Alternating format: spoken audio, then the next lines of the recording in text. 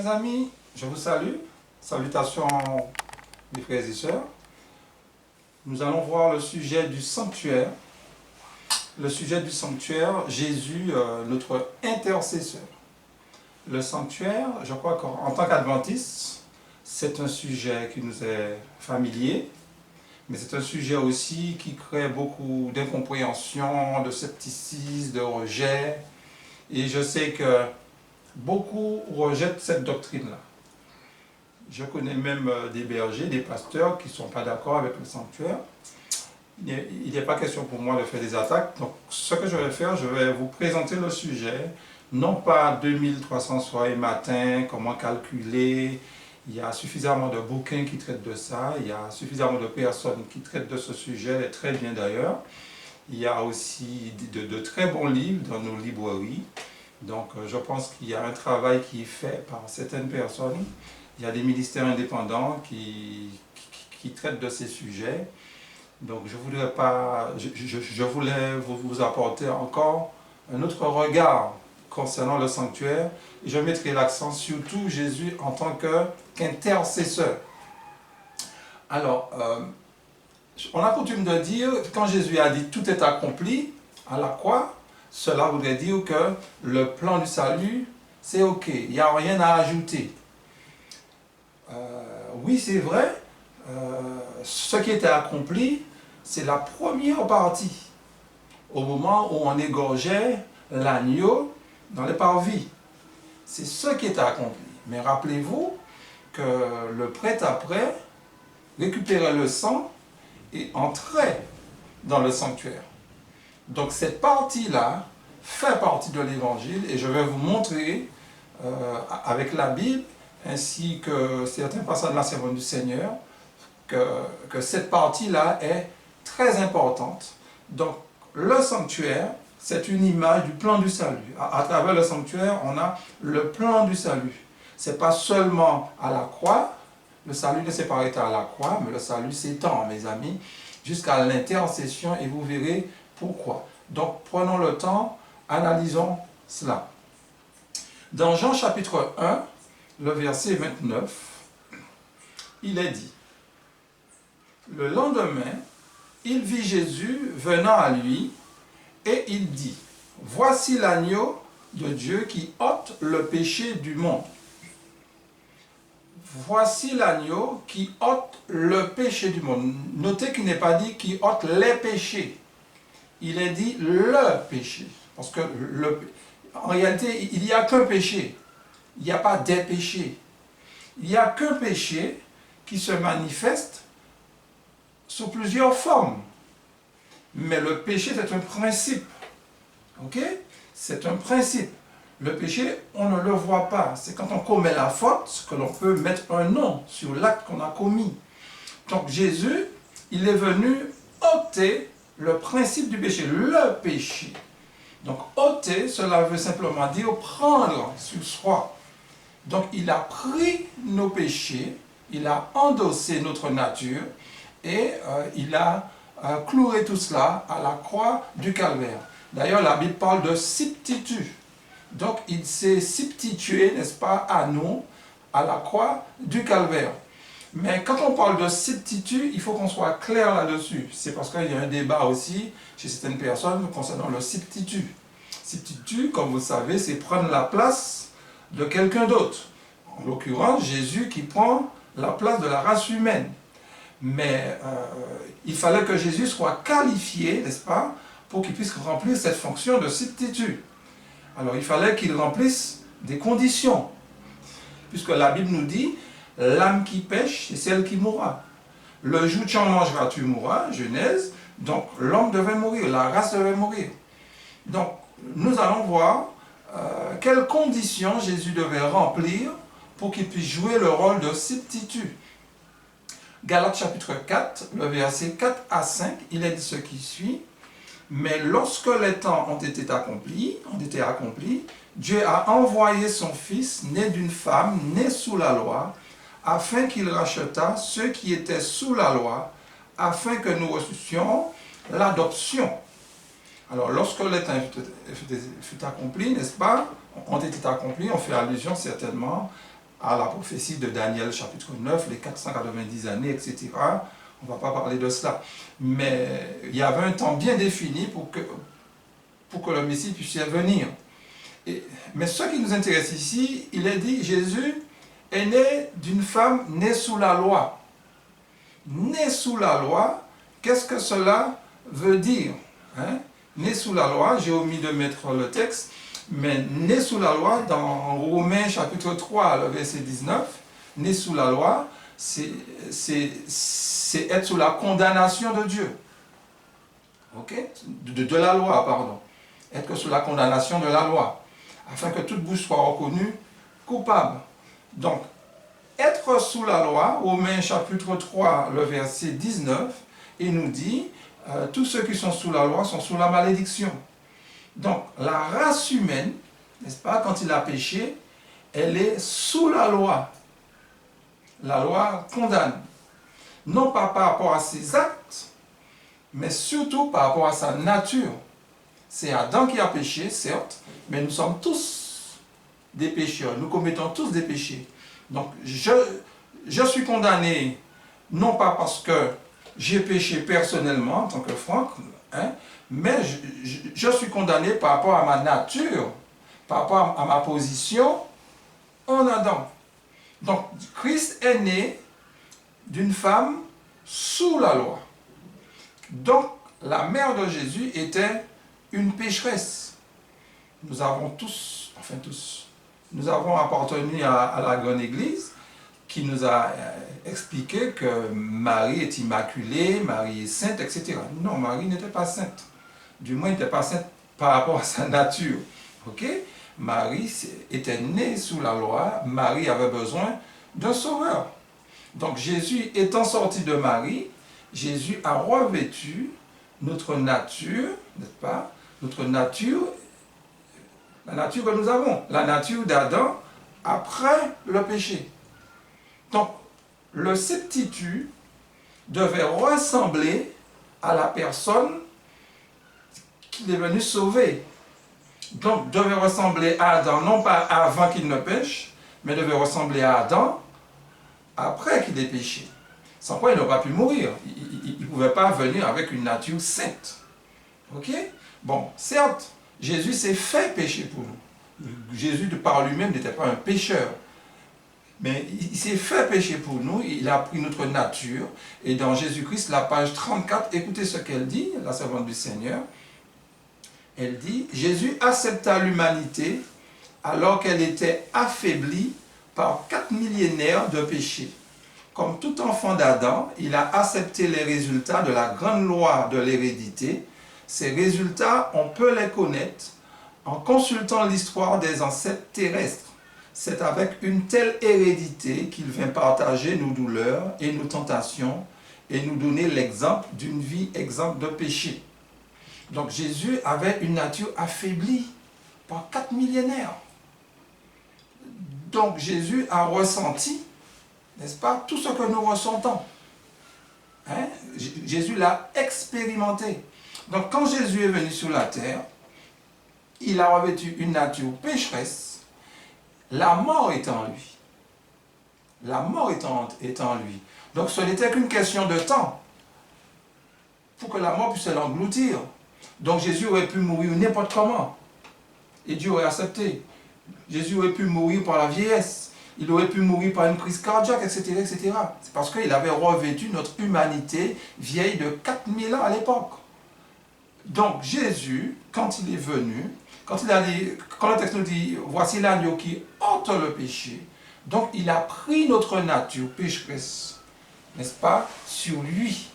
Et cette nature-là, il va à la croix, n'est-ce pas, il va l'exécuter, cette nature, il va le mettre sur la croix, et Dieu, à ce moment-là, va frapper Jésus, et quand Jésus frappe, Jésus en réalité, il nous frappe, chacun d'entre nous. Dans 1 Corinthiens 15, le verset 45, il est dit, Jésus est appelé le second Adam. Ok? Il y a le premier Adam, n'est-ce pas, que l'on trouve dans le livre de la Genèse, qui nous a donné cette nature pécheresse, Il y a le second Adam que l'on trouve aussi dans la Genèse, hein, l'espoir, n'est-ce pas? Mais qui s'est manifesté pleinement dans le Nouveau Testament, qui est la personne de Jésus.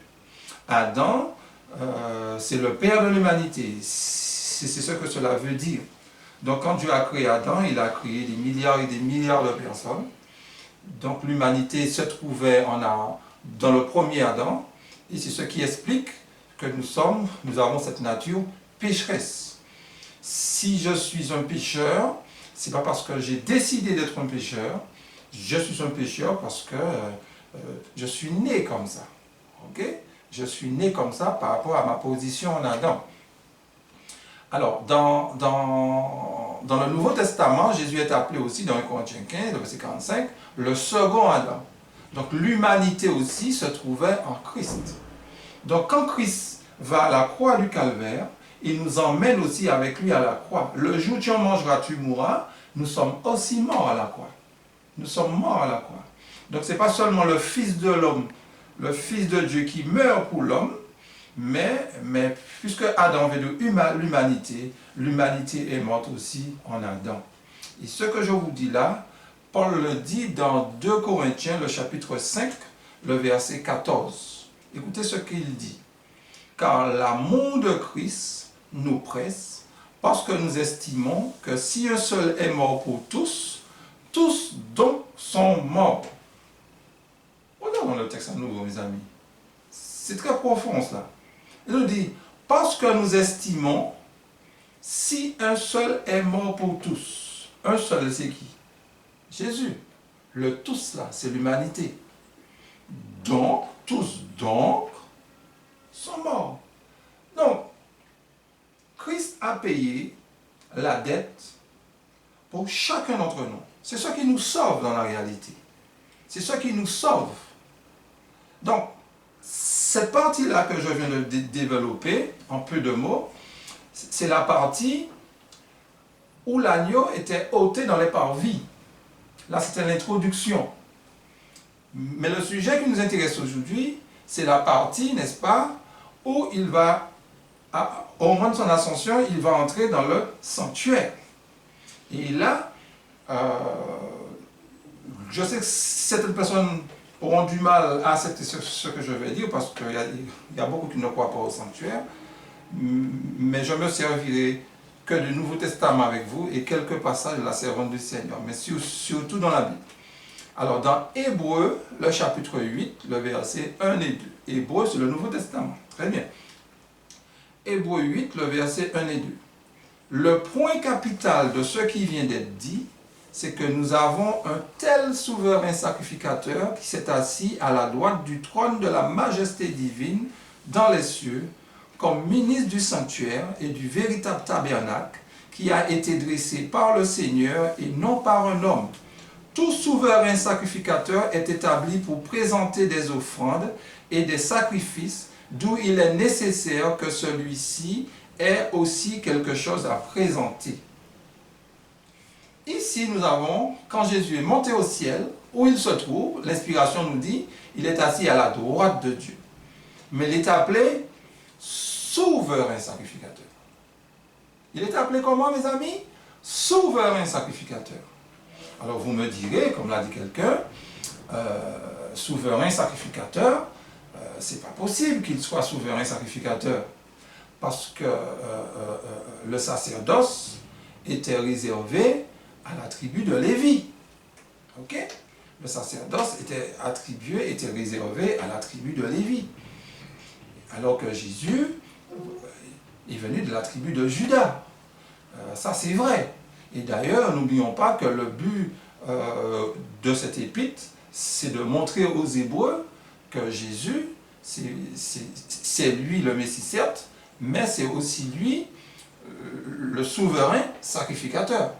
Donc il fallait montrer aux gens que Jésus n'est pas seulement un sauveur, mais il est aussi souverain sacrificateur.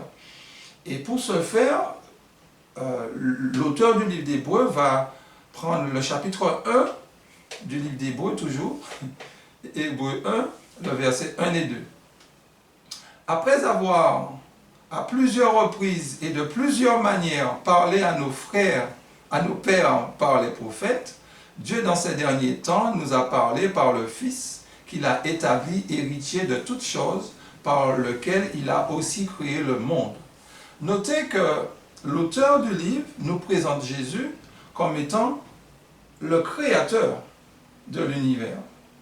Donc, Dieu, dans les derniers jours, nous a parlé par le Fils qu'il a établi héritier de toutes choses, et notez, par lequel il a aussi créé le monde. Donc, quand on lit le livre de la Genèse, on ne parle pas de Jésus. Au commencement, Dieu créa. Au commencement, Dieu fait ci, Dieu fait ça. Ok. Mais le texte nous dit que Jésus a participé à la création. Ce qui sous-entend, c'est aussi Dieu. Ok? C'est aussi Dieu. Et dans le chapitre 2 du même livre, Hébreu, là, on nous présente Jésus qui va s'incarner au moment où il est engendré. Au moment où il est engendré, c'est au ce moment qu'il va s'incarner. Donc, si le texte Hébreu chapitre 8, le verset 9 nous dit, le verset 1 nous dit, nous avons un tel souverain sacrificateur. Ce tel-là, mes amis, pour nous montrer que ce n'est pas n'importe qui. Jésus n'est pas n'importe qui. C'est le créateur de l'univers. Donc si c'est le créateur de l'univers, et c'est lui qui a institué la tribu de Lévi, Jésus peut s'identifier à n'importe quelle tribu, mes amis. À n'importe quelle tribu. Donc c'est pour cela, je répète, que l'auteur, avant de développer sa thématique sur la prêtrise de Jésus, il nous a d'abord montré que Jésus n'est pas n'importe qui, c'est Dieu. C'est le créateur de l'univers. Et dans Hébreu, le chapitre 10, le verset 26, il dit une parole qui a du mal, on a du mal à comprendre ce verset, mais ce verset n'est pas si difficile que ça. Nous allons lire dans Hébreu chapitre 10, le verset 26. Écoutez ce qu'il dit. Car si nous péchons volontairement, après avoir reçu la connaissance de la vérité, il ne reste plus de sacrifice pour les péchés. Car, donc il vient de développer quelque chose un peu plus haut, si nous péchons volontairement, après avoir reçu la connaissance de la vérité. Quelle connaissance de la vérité? La vérité du sanctuaire. Il parlait de la prêtrise de Jésus. Si nous rejetons la prêtrise de Jésus, il ne reste plus de sacrifice pour le péché. Le verset ne veut pas dire que le péché des 10 commandements, on ne parlait pas des 10 commandements là, mes amis. On parle le rejet d'une personne, le rejet de la personne de Jésus. Car si nous péchons volontairement après avoir reçu la connaissance de la vérité, quelle vérité? C'est la vérité qu'il développe dans son livre, à savoir Jésus en tant que souverain sacrificateur. C'est comme si vous sacrifiez l'animal dans le parvis, et puis on n'amenait pas le sang dans le sanctuaire. Ça n'avait pas de sens.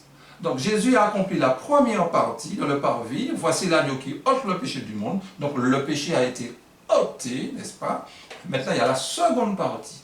Et refuser la seconde partie, c'est de se priver de la première partie du sacrifice de Jésus. C'est pour ça qu'il dit, il ne reste plus de sacrifice pour les péchés. Donc on ne peut pas dissocier, n'est-ce pas, la mort de Jésus et son intercession.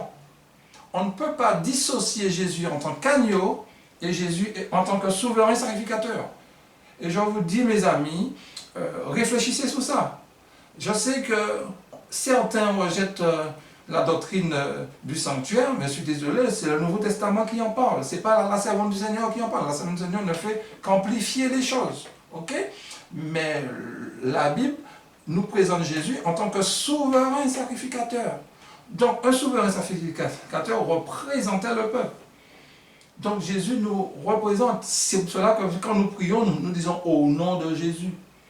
Ok? Nous ne prions jamais en notre nom. C'est toujours au nom de Jésus. Tout, c'est toujours au nom de Jésus. Ok? Donc, dans la tragédie des siècles, à la page 531, il est dit ce qui suit. L'intercession du Sauveur en faveur de l'homme dans le sanctuaire céleste est tout aussi importante dans le plan du salut que sa mort sur la croix. Qu'est-ce qui est plus important? Les deux, mes amis. l'intercession du Sauveur en faveur de l'homme, vous et moi, dans le sanctuaire céleste, est tout aussi importante dans le plan du salut que sa mort sur la croix. Donc l'intercession du Seigneur fait partie du plan du salut. C'est parce que Jésus nous a sauvés à la croix du Calvaire. Maintenant, tous ceux qui l'ont accepté, Jésus maintenant plaide pour ces personnes. Quand le prêtre entrait avec le sang dans le sanctuaire, c'est parce que le transgresseur avait égorgé l'animal. Donc le prêtre allait plaider pour celui qui a confessé ses péchés. Donc Jésus intercède pour chacun de nous. Tous ceux qui sont vivants, tous ceux qui ont accepté la première partie, Jésus intercède pour ces personnes. Le prêtre ne pouvait pas apporter le sang d'une personne qui n'avait pas égorgé d'animal. C'est tout à fait normal. Il fallait égorger d'abord l'animal. Donc Jésus est mort. Nous l'avons accepté comme sauveur personnel, n'est-ce pas? Et là maintenant, puisque nous l'avons accepté comme sauveur personnel, Jésus maintenant prend soin de nous. Et il intercède pour nous. Ce n'est pas nous qui intercédons. C'est lui qui intercède pour nous. Donc, le rôle de Jésus est divisé en deux segments. Il y a le premier s'étend de son ascension à 1844 et le second de 1844 à la fin du temps de grâce. Ok? Donc n'oubliez pas ça. Comment dire, le rôle de Jésus quand il est entré dans le ciel se divise en deux segments, en deux parties. La première partie de son ascension à 1844. Et 1844, c'est l'instruction du jugement qui a commencé jusqu'à la clôture du jugement. Alors, lors de la prochaine vidéo, je vais parler de la seconde partie, à savoir du jugement de 1844 jusqu'à la fin du temps de grâce. Parce que ça va prendre trop de temps si je dois expliquer les deux. Et je sais qu'il ne faut pas que je sois trop long pour que vous puissiez bien retenir. Ok? Donc, dans le lieu saint, Jésus intercède pour chacun d'entre nous, tous ceux qui ont accepté Jésus. Dieu ne connaît qu'une personne, Jésus-Christ. Donc, si nous voulons que Dieu nous entende, passons par Jésus. Nous avons accepté Jésus, donc c'est lui qui nous représente. Ok? Le langage de Dieu, c'est Jésus-Christ. Nous apprenons plusieurs langues. À l'école, nous avons appris, et nos enfants aussi. Mais s'il y a une langue que nous devons apprendre, mais vraiment apprendre, c'est la langue être en Christ. Parce que tout se fait en Christ. Le salut, c'est en Christ.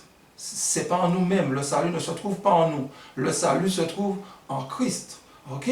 Donc, à travers Christ, Dieu a sauvé l'homme. Et à travers Christ, Dieu est en train de nous donner le pouvoir sur le péché. Parce que c'est quoi l'intercession du Seigneur? Dieu sait très bien que notre nature n'a pas changé. Nous avions une nature pécheresse avant la conversion. Nous gardons cette nature pécheresse pendant notre conversion. Mais la différence qu'il y a, avant notre conversion, nous donnons libre accès à cette nature, mais au moment de notre conversion, nous n'écoutons plus cette nature. C'est l'Esprit de Dieu, n'est-ce pas, qui vient maintenant qui nous permet de vivre, n'est-ce pas, une vie spirituelle. Cette nature, elle doit mourir.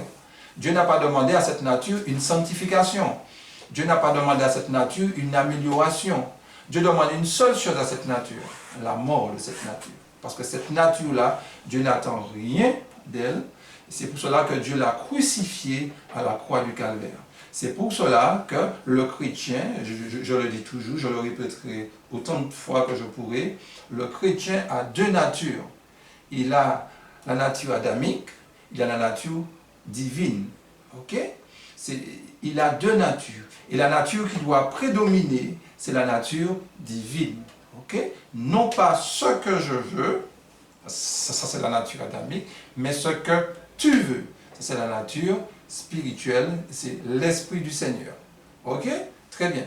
Alors, nous poursuivons. Donc, puisque nous avons accepté Christ comme notre sauveur personnel, nous avons une nature pécheresse, Dieu va faire quelque chose de merveilleux. Dieu va sanctifier notre volonté pour nous permettre d'obéir à sa loi. Parce qu'au fait, c'est quoi la sanctification? La sanctification, c'est de refléter le caractère de Dieu.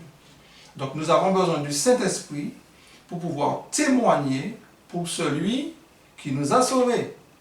La sanctification, c'est quoi? La sanctification est le résultat du salut.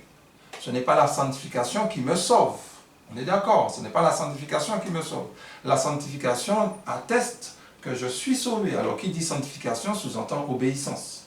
Quelqu'un qui dit qu'il est sauvé vit comme quelqu'un de sauvé. Donc va obéir. Ça ne veut pas dire que l'obéissance sera instantanée. Mais tout s'apprend. Mais cette personne va tendre vers cette perfection, n'est-ce pas?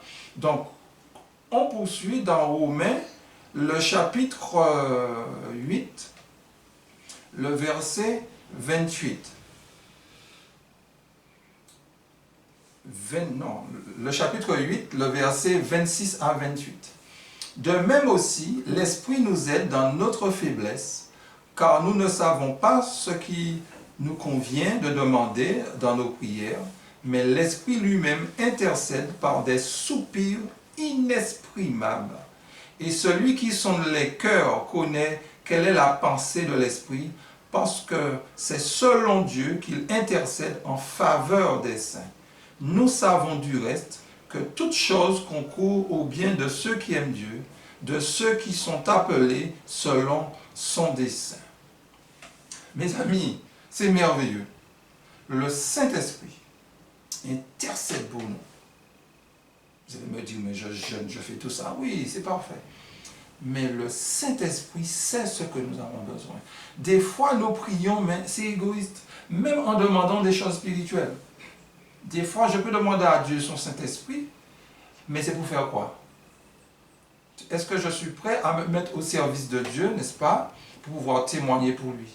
Est-ce que je suis prêt à avertir mon prochain sur celui qui m'a sauvé? Non, le plus souvent, nous passons du temps en prière, nous prions, nous ne ratons aucune réunion. Ce n'est pas mauvais en soi, mais n'oublions pas que toutes les grâces que nous demandons à Dieu, c'est pour nous mettre à son service. Et comment se mettre au service de Dieu sans se mettre au service des autres, mes amis? Donc, le Saint-Esprit, c'est ce que nous avons besoin. Des fois, nous commettons des actes. On ne sait pas pourquoi on commet cela. Enfin, on ne sait pas. Si, nous avons une nature pécheresse. Mais le Saint-Esprit, des fois, fait remonter des choses qui sont endormies en nous. Il fait remonter cela à travers certaines expériences. Et quand ces choses-là remontent, quand Dieu nous présente ces mauvaises choses, nous devons maintenant aussi les confesser, mes amis. Dieu, il est sage, il sait qui nous sommes. Nous ne nous connaissons pas, mes amis. C'est pour ça que le texte, après qu'il ait parlé d'intercession, il dit « Toutes choses concourent au bien de ceux qui aiment Dieu ». Cela veut dire que, quel que soit ce qui va nous arriver, n'oublions pas, le but de Dieu, c'est d'intercéder pour nous. Dieu nous aime. Même s'il y a, entre guillemets, que de mauvaises choses qui nous arrivent, n'oublions pas, tout, je dis bien, tout concourt au bien de ceux qui aiment Dieu. Donc, quelle que soit la mauvaise nouvelle, au bien de ceux qui aiment Dieu. Donc, nous avons une nature pécheresse, nous avons accepté Dieu, mais Dieu sait très bien que notre amour pour lui n'est pas encore assez fort. Il le sait, nous sommes encore charnels parce que nous sommes des bébés. Comment se comporte un bébé? Un bébé, quand il a faim, quand il veut le sein, il va crier. C'est comme ça que se comporte un bébé. Un bébé est charnel. Mais après, le bébé il grandit au fur et à mesure. Donc, quand on rencontre Jésus, on est bébé. Mais à travers l'intercession de Jésus, c'est pour faire quoi? C'est pour nous aider à grandir, à mûrir. Ok? On peut avoir 30 années à l'évangile et être un bébé. Être un bébé n'est pas une question d'années. Okay? être un bébé, c'est notre relation avec Dieu. Mais la Bible parle de bébés spirituels. Les bébés spirituels sont charnels. Un chrétien charnel ne veut pas dire qu'il n'est pas chrétien. C'est un bébé. Ok? Et à travers sa relation avec Dieu, il va grandir. Nous ne sommes pas là pour juger personne. Ok? Le chrétien, d'ailleurs, Paul parle de chrétien charnel. Et la deuxième épître de Corinthiens, ces chrétiens-là ont été touchés par le premier épître et se sont convertis. Hein? Quand vous lisez Partouche Prophète, la servante du Seigneur, non pas Partouche Prophète, Conquérant Pacifique, la servante du Seigneur nous dit que Paul a attristé ses frères corinthiens, mais c'était dans le but d'attirer leur attention sur leur niveau spirituel, n'est-ce pas? Et Paul les a attristés certains de chrétiens charnels. Donc un chrétien charnel, c'est pas quelqu'un qui vit comme... Non, on peut être charnel et être chrétien, mais tout dépend de notre relation avec Dieu. C'est au fur et à mesure, nous allons progresser dans notre cause chrétienne. À un moment donné, on arrive au stade adolescent pour pouvoir parvenir à l'âge adulte. Et Dieu veut nous amener à une certaine maturité. Donc l'intercession du Seigneur, quel est son but? Dieu veut habiter en nous. Ok? Donc il va aussi à notre rythme. C'est pour cela qu'il nous faut faire extrêmement attention. Chacun a son rythme. Chacun a son rythme. Gardons-nous de juger nos frères et sœurs. Le frère qui vit dans le péché, la sœur qui vit dans le péché, il y a une manière de l'aborder, n'est-ce pas? Et n'oublions pas, à aucun moment, Dieu nous a dit de juger cette personne. Présentons-leur à toutes ces personnes la croix, le pardon de Dieu. C'est très important. Disons à ces personnes que Dieu vous aime. Tendons la main aux gens qui sont tombés, mes frères et sœurs. Faisons très attention pour ne pas décourager. Nous sommes dans le temps de grâce. Mais Dieu, qu'est-ce qu'il fait? Il a envoyé Jésus mourir pour nous. Et Dieu nous a donné Jésus aussi comme intercesseur. Intercesseur, Dieu fait remonter ce qui n'est pas bien en nous. C'est parce qu'à un moment donné, on va basculer dans le jugement que nous allons aborder une autre fois. Et dans la tragédie des siècles, à la page 532, je vais vous lire un long passage. Celui qui cache ses transgressions ne prospère point, mais celui qui les avoue et les délaisse obtient miséricorde. Satan cherche constamment à dominer sur nous par nos défauts, sachant bien que si nous les caressons, il finira par réussir. Pour cela, il nous trompe par ce fatal sophisme. Il ne t'est pas possible de vaincre ce penchant. Si ceux qui cachent excusent leurs fautes pouvaient voir Satan triompher à leur sujet, ils se hâteraient de les confesser et de les délaisser en se rappelant que Jésus présente devant Dieu ses mains meurtries et son côté percé et dit à tous ceux qui veulent le suivre, « Ma grâce te suffit. Prenez mon joug sur vous et recevez mes instructions, car je suis doux et humble de cœur. Et vous trouverez du repos pour vos âmes, car mon joug est doux et mon fardeau léger. Car nul donc ne considère ses défauts comme incurables. Dieu vous donnera foi et grâce pour les surmonter. » Ce passage-là, chers frères et sœurs, est très puissant. Ce passage-là doit pouvoir nous réconforter. Des fois, nous avons du mal à nous regarder. Des fois, on se dit, ah, je suis hypocrite. Ah, je ne suis pas digne. Personne n'est digne, mes amis. Nous sommes sauvés par grâce. Personne n'est digne. Que les choses soient claires. Personne ne pourra brandir devant Dieu sa justice. Personne. Et nous devons tous faire attention à la manière que nous parlons de l'Évangile. Même quand nous dénonçons une situation, n'oublions pas qui nous sommes. Nous avons besoin de la grâce de Dieu, tout comme toutes les personnes que nous dénonçons, peut-être tel ou tel acte. Nous ne dénonçons pas les personnes, nous ne disons pas que les gens sont perdus, mais nous pouvons dénoncer un acte. C'est pour cela que nous devons faire extrêmement attention avec l'être humain. Donc, nous brochons tous de plusieurs manières. Et plus nous allons nous rapprocher de Dieu, mes amis, plus nous allons nous voir loin de Dieu. Parce que Dieu est parfait. Dieu est parfait, les amis. Mais plus nous allons nous rapprocher de Dieu, cela ne veut pas dire que nous allons douter de notre salut. C'est différent. Donc, nous ne serons pas sauvés à travers nos actes.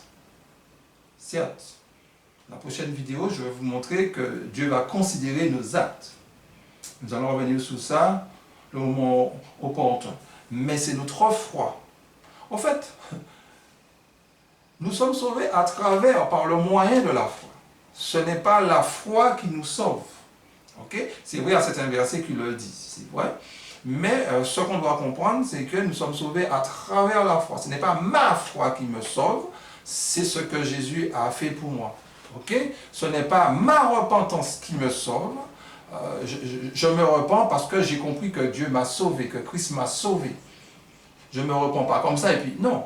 C'est parce que j'ai compris que Christ m'a sauvé à la croix que je veux me repentir, je serai touché. Donc ce n'est pas ma repentance qui me sauve. Ma repentance ou ma foi me permet de bénéficier du salut. Okay? Le transfert, comme ce qui s'est passé il y a 2000 ans, et pour que ça soit une réalité dans ma vie, comment ce transfert-là se fait, c'est à travers la foi. Okay? Donc la repentance ne sauve pas non plus. La repentance, c'est le moyen. C'est comme ça que le transfert se fait. Donc, n'oublions pas ça. Mais quel que soit le défaut que nous avons, mes amis, mettons nos deux genoux par terre et demandons à Dieu pardon pour nos péchés. Et sachant que Dieu nous aime. Ok? Il nous aime et c'est lui qui va produire en nous le vouloir et le faire. N'essayons pas de faire le bien, mes amis. N'essayez pas de faire le bien, vous allez perdre votre temps. La seule chose que Dieu nous demande, c'est la mort. C'est apprendre, à renoncer à nous-mêmes. Apprendre à renoncer et c'est lui qui va nous aider à renoncer à nous-mêmes. Mais le but du sujet n'est pas de parler directement de cela, mais le moment opportun, nous allons faire une étude un peu sur la sanctification, le moment opportun. Mais notez quelque chose. Nous disons tous que nous étions en prison, nous étions voleurs, nous étions malfaiteurs, nous étions ci, nous étions ça, et Christ nous a libérés. Christ est venu avec sa clé, il a ouvert toutes les barrières de la prison, et nous a libérés, nous sommes dans la nature.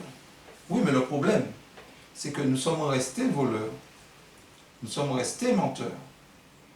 Et Satan se moque. Satan dit, Dieu, regarde les personnes que tu as libérées. Regarde comment elles font, ces personnes. Mes amis, si nous disons que Christ nous a libérés et nous commettons toujours les mêmes choses, sciemment, nous sommes en train de blâmer Christ. Imaginez, qu'on libère un terroriste. On dit, oui, le terroriste s'est converti, a changé, il a été exemplaire en prison, et puis le juge dit, pour bonne conduite, on le libère. Et puis quelque temps après, on apprend qu'il a fait un attentat. Qu'est-ce qu'on va penser du juge? On va blâmer le juge. Donc, en tant que chrétien, quand nous donnons un mauvais exemple, nous donnons raison à l'ennemi. C'est parce que l'ennemi dit que ce n'est pas possible de servir Dieu. Donc la sanctification, en d'autres termes, c'est aussi pour justifier Dieu. Dieu n'a pas besoin qu'on le justifie, comprenez-moi quand je parle de justifier Dieu. C'est dans le sens pour que les gens comprennent qui est Dieu. Qui est-il vraiment? Et Dieu compte sur nous. Compte sur ses enfants, sur son Église. Son Église, c'est son corps sur la terre. C'est l'extension de sa personne. Donc Dieu compte sur nous. Donc Christ nous a libérés de prison, c'est vrai. Nous étions voleurs, mais nous ne sommes plus voleurs. Nous avons une nature. À n'importe quel moment, on peut voler. Mais puisqu'on est assujetti à son Saint-Esprit, donc à ce moment-là, le Saint-Esprit nous aide à la transformation. Donc l'intercession du Seigneur, Dieu devient notre professeur. Il devient notre maître. Il devient notre coach. C'est ça, il nous forme, il nous transforme, il regarde qu'est-ce qu'on a besoin. Qu'est-ce qu'on a besoin pour qu'on puisse lui ressembler. Donc il nous faut rester dans la prière, il nous faut rester dans la méditation. il nous faut rester dans le jeûne, il nous faut rester sauvés. Donc son intercession, c'est pour nous permettre de rester sauvés. On l'a accepté, Dieu nous considère comme des gens justes, mais il nous aide à rester en lui. Je dis bien, à rester en lui. Donc il fait tout pour nous préparer pour cela. Il fait tout pour nous former. Donc Dieu compte sur nous. Dieu a parié sur nous. Dieu mise sur nous. Dieu mise sur nous. Mais il nous aide, il ne compte pas sur nous. Débrouillez-vous. Non, il est avec nous. Et il produit le vouloir et le faire. Dieu, c'est notre mentor. C'est Christ qui est notre mentor. Du moins, c'est parce que c'est lui qui intercède pour nous. Donc, n'oublions pas cela, mes amis. En tant qu'adventiste, en tant qu'Église du Seigneur, il devait avoir de moins en moins d'athées dans le monde. Il devait avoir de moins en moins d'athées parce que les gens devaient voir les œuvres de Christ à travers nous. Pourquoi les gens sont encore athées? C'est parce que moi, vous et moi, nous ne donnons pas toujours l'exemple. Nous sommes aussi angoissés que les gens du monde. Nous sommes... Non, nous ne sommes pas comme Dieu le veut. Je ne dis pas ça pour nous culpabiliser. Mais c'est une manière de nous faire comprendre qu'il nous faut nous rapprocher davantage de Dieu et collaborer avec son Fils Jésus-Christ qui intercède pour nous. Ok? Donc, bientôt, Dieu va nous passer en jugement. Je parle des vivants. Parce que le jugement des morts a commencé, nous allons traiter de ça une autre fois avec des textes, ne vous inquiétez pas. Dieu veut ôter, avant d'ôter, de purifier le sanctuaire, Dieu veut ôter le péché de nous. Dieu veut purifier notre cœur d'abord. C'est très important. Dieu veut nous amener à détester le mal, mes frères et sœurs. Parce que tant que nous allons aimer le mal, nous allons reproduire le mal. Tout c'est une question d'agapé, tout c'est une question d'amour. Pour servir Dieu, c'est une question d'amour. La perfection, c'est l'amour. Il n'y a pas de perfection dans les gestes, etc. Non, c'est dans l'amour. Et quand il y a l'amour, les gestes vont suivre. Ok? Une autre fois, on va parler de ça, on va s'étaler sur cela. Alors, dans Hébreux, le chapitre 8, le verset 6 à 10, écoutez ce qui est dit. Mais maintenant, il a obtenu un ministère d'autant supérieur qu'il est le médiateur d'une alliance plus excellente, qu'il a été établi sous de meilleures promesses. Mais voici l'alliance que je ferai avec la maison d'Israël. Après ces jours-là, dit le Seigneur, je mettrai mes lois dans leur esprit et je les écrirai dans leur cœur et je serai leur Dieu et ils seront mon peuple. Mes amis, ici, en tant que sacrificateur, souverain sacrificateur, Dieu nous fait une promesse. Jésus nous fait une promesse. Il nous fait une promesse. Et le texte nous dit, n'est-ce pas, c'est merveilleux, il dit une alliance plus excellente. Donc il y avait une ancienne alliance. Et là maintenant, il y aura une nouvelle alliance. Sur des meilleures promesses. La première promesse, on ne va pas voir ça aujourd'hui, c'est l'homme qui l'avait fait. Nous ferons, nous. Mais la seconde alliance, c'est Christ qui fait la promesse. Et si c'est Christ qui fait la promesse, Christ nous promet, si nous restons en lui, il va nous transformer. Et comment va-t-il nous transformer? Il créera en nous le bon vouloir et le faire. On ne va pas se sentir obligé de faire quelque chose. Hein? Ah ouais, Dieu a demandé ça, oh là là, Dieu il est dur, ah, Dieu demande toujours quelque chose. Non, le serviteur de Dieu sera prêt à écouter son serviteur. Ok? Pas son serviteur, son maître. Je dis bien son maître sera prêt à écouter son maître. Mais pour cela, il y a un travail intérieur qui doit se faire. Mes amis, Dieu, il est spirituel. Nous sommes charnels. Comment un être charnel peut-il faire des œuvres spirituelles? Ce n'est pas possible. Alors, qu'est-ce que Dieu fait? Dieu nous sauve d'abord. Il nous a sauvés en Christ. Maintenant, une fois qu'il nous a sauvés en Christ, il fait de nous des êtres spirituels. Il ne demande pas à un charnel de devenir spirituel. Ce n'est pas vrai. il demande à un charnel de mourir, d'accepter son Fils. Une fois que nous avons accepté son Fils, il nous regarde comme des êtres justes. Nous avons un nouveau statut. Nous sommes des pécheurs, certes, mais repentants. Un pécheur, c'est quelqu'un qui pratique le péché. Un pécheur repentant, ça s'entend, ne pratique pas le péché. Il péchera, ça arrivera qu'il péchera, mais il ne va pas pratiquer le péché. Ok? Donc cette personne, qu'est-ce que Dieu fera? Dieu va le transformer. Et Dieu s'engage dans Hébreu, nous venons de lire le texte, Hébreu 8, le verset 6 à 10, il s'occupera de nous, n'est-ce pas? Il fera de manière pour que nous puissions le suivre. Les gens du monde vont trouver que c'est difficile ce que nous faisons. Comment se fait-il qu'on fait telle ou telle chose? Parce que pour eux, ils voient l'acte. Mais Dieu ne regarde pas l'acte. Dieu regarde le mobile. Et quand le mobile est motivé par agapé, mes amis, c'est ce que Dieu réclame, mes amis. Donc, ça, c'est la partie que je vous ai présentée là pour terminer. C'est la partie de son ascension à 1844. Et prochainement, nous allons aborder la partie de 1844 à la fin du jugement. Mais je vais vous lire une dernière citation de la servante du Seigneur, tirée de la tragédie des siècles, la page 461, et ce passage nous servira de tremplin pour pouvoir passer dans l'autre phase. Ok? Écoutez qu'est-ce qui est dit. Alors je ne sais pas s'il dit la page, c'est la page 461 de la tragédie des siècles. Ceux qui vivront sur la terre, quand cessera dans le sanctuaire céleste l'intercession du Seigneur, devront subsister sans médiateur en la présence de Dieu.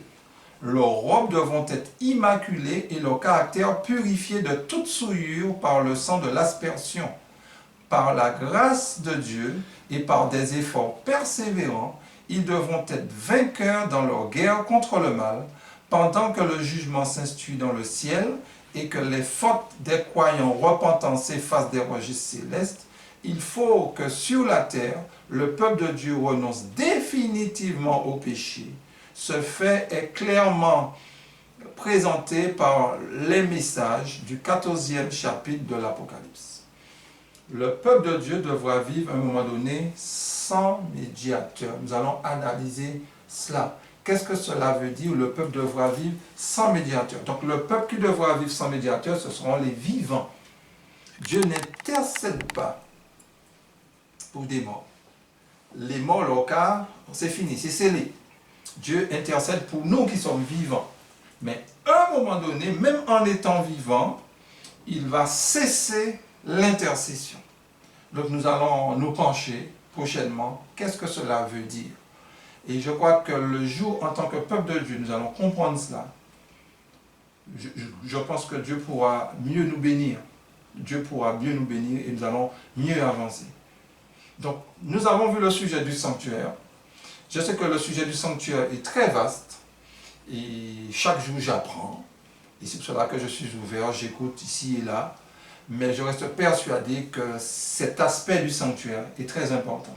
Nous n'avons pas vu l'aspect 2300 matin, nous n'avons pas fait de mathématiques, mais nous nous sommes incarnés.